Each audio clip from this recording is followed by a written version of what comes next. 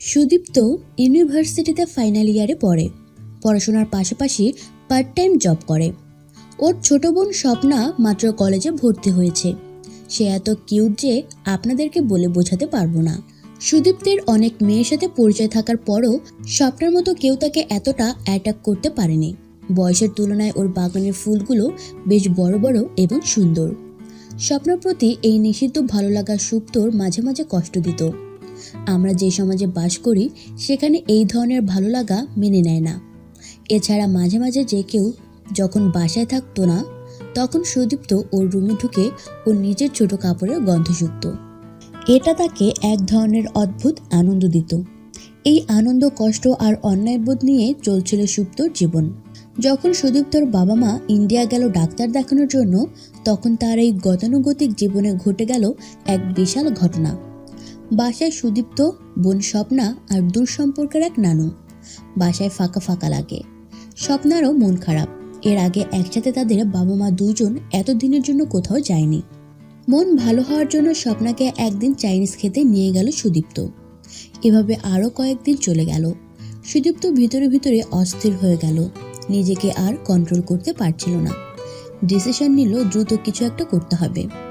সেই দিন রাত 11টার মতো হবে। স্বপ্না সাধারণত এই সময় ড্রেস চেঞ্জ করে নাইটি পরে। স্বপ্নার রুমের নর্মাল লাইট অফ হয়ে ডিম লাইট জ্বলে উঠল। সুদীপ্ত বুঝলো এখনই রাইট টাইম। তাই সুদীপ্ত আস্তে আস্তে ওর রুমে গেল। ও তখন ড্রেস চেঞ্জ করছিল। সুদীপ্তকে দেখে সে খুব অবাক হলো। কিছু ভালো লাগতেছে না বলে সুদীপ্ত ওর বেডে বসে পড়ল। কি হয়েছে বলো তো, তোমাকে খুব অস্থির দেখছি। এই বলে স্বপ্না সুদীপ্তর পাশে এসে বসলো। স্বপ্নার কাছ থেকে মিষ্টি একটা গন্ধ আসছে। এই গন্ধে ধীরে ধীরে সুদীপ্ত অন্য একটা সুদীপ্তিতে রূপান্তরিত হচ্ছে। স্বপ্না তার কপালে গালে হাত দিয়ে বলল, ভাইয়া তোমার শরীর তো বেশ গরম, জ্বর হয়েছে নাকি? সুদীপ্ত ওর হাতের কোমলের স্পর্শে পাগল হয়ে গেল। কিছু না বলে সুদীপ্ত স্বপ্নাকে জড়িয়ে ধরল। পাগলের মতো ওকে চুমু খেতে লাগলো। সে কিছুই বাদ দিল না। স্বপ্না বুঝতে পারছিল না যে কি হচ্ছে, সেটা কি সত্যি নাকি অন্য কিছু। যখন বুঝলো এটা সত্যি তখন ধাক্কা দিয়ে সুদীপ্তকে সরিয়ে দিতে চাচ্ছিল আর বারবার বলছিল, ছি ছি ভাইয়া, তুমি এটা কি করছো? আমি তোমার আপন বোন, তুমি কি পাগল হয়ে গেছো নাকি?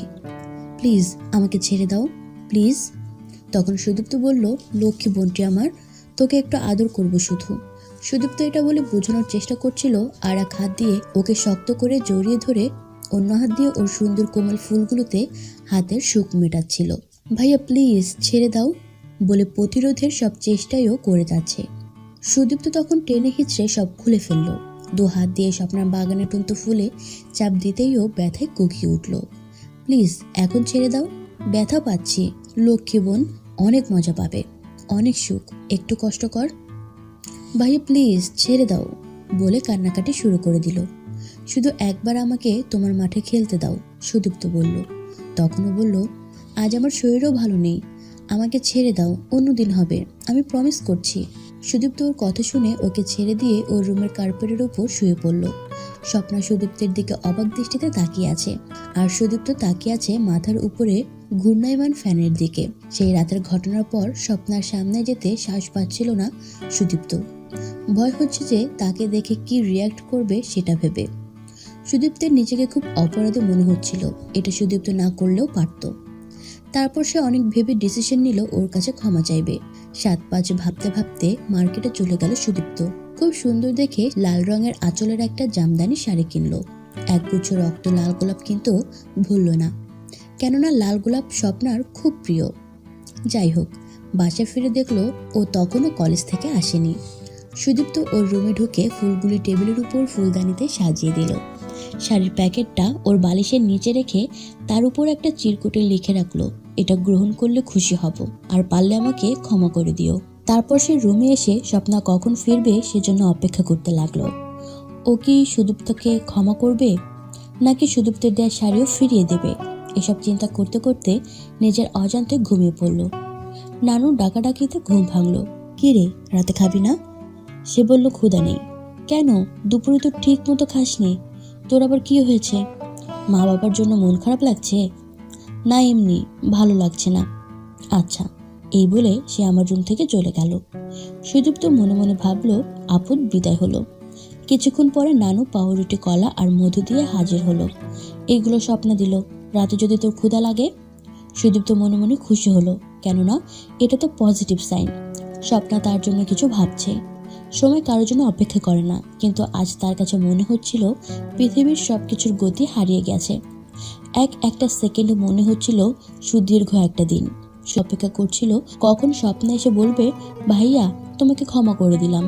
অপেক্ষা, ক্লান্তিকর অপেক্ষার প্রহর যেন শেষ হচ্ছিল না। সুদীপ্তের মনে হচ্ছিল ও আর আসবে না, তাই বিছানায় শুয়ে আছে, কিছুই ভালো লাগছে না। রাত তখন 11:30 হবে। হঠাৎ তার রুমের সামনে স্বপ্না, পরনে সেই জামদানি শাড়ি, লাল আঁচল, সাদা জমিন, অপূর্ব, অসাধারণ। স্বপ্না যে এত সুন্দর, এত আকর্ষণীয়, এই সত্য নতুন করে আবিষ্কার করলো সে। সুদীপ্ত নির্বাক, সুদীপ্ত অভিভূত। এক আশ্চর্য অনুভূতি সুদীপ্তকে আচ্ছন্ন করলো। দ্রুত উঠে বসলো, মেঝেতে দুপা দিয়ে বিছানায় বসে রইল। স্বপ্না ধীরে ধীরে সুদীপ্তের পাশে এসে জড়িয়ে ধরল, তার মুখ ওর দুপাহাড়ের মাঝখানে। আলতো করে সুদীপ্তের মাথায় হাত বোলাতে লাগলো। আহা, কি শান্তি, কি মায়া! জীবন মনে হয় এইরকমই, ক্ষণে ক্ষণে রং বদলায়। কিছুক্ষণ আগে সুদীপ্ত ছিল দোষী, কিন্তু এখন সুখী। স্বপ্নাকে মনে হচ্ছিল দেবী, যে শুধু ক্ষমা করতেই জানে। সুদীপ্ত মনে মনে প্রমিস করলো, সে দেবতা না হতে পারে, অমানুষ, পশু হবে না। সুদীপ্ত কোনো দিনও স্বপ্নাকে কষ্ট দেবে না। আজ স্বপ্ন শুধুই তার। স্বপ্নার সুদীপ্ত এভাবে কতক্ষণ থাকার পর সুদীপ্তকে বলল, তুমি কি চাও?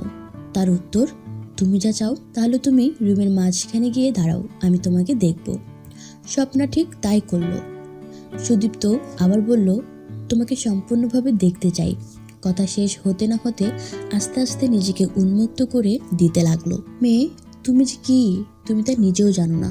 সুদীপ্তের মুখ দিয়ে বেরিয়ে এলো এই বাণী। এত সুন্দর সৃষ্টিকর্তার নিখুঁত সৃষ্টি। সুদীপ্ত হাঁটু গেড়ে 2 হাত জোর করে বলল, তুমি সুন্দর, তুমি মহান, তুমি আমাকে ক্ষমা করো। স্বপ্না ধীরে ধীরে এগিয়ে এসে আস্তে আস্তে সুদীপ্তকে উন্মুক্ত করতে লাগলো।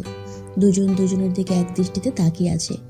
এভাবে কতক্ষণ তাকিয়েছিল তা ক্যালকুলেশনের প্রয়োজন নেই। আজ সুদীপ্ত দা ভেঞ্চি হবে, স্বপ্ন হবে তার ক্যানভাস। স্বপ্না এর মধ্যেই চোখ বন্ধ করে রেখেছে। যাই হোক, সুদীপ্ত স্বপ্নার একটা পা হাতে তুলে নিল। কি মসৃণ, মেধহীন, অসাধারণ সুন্দর পা স্বপ্নার। ওর পায়ের পাতায় আলতো করে চুমু খেলো। স্বপ্নার মাঝে ঢেউ উঠল। যত উপরে উঠছিল একটা মিষ্টি গন্ধ তীব্র হচ্ছিল। সুদীপ্ত এগিয়ে যেতে থাকলো।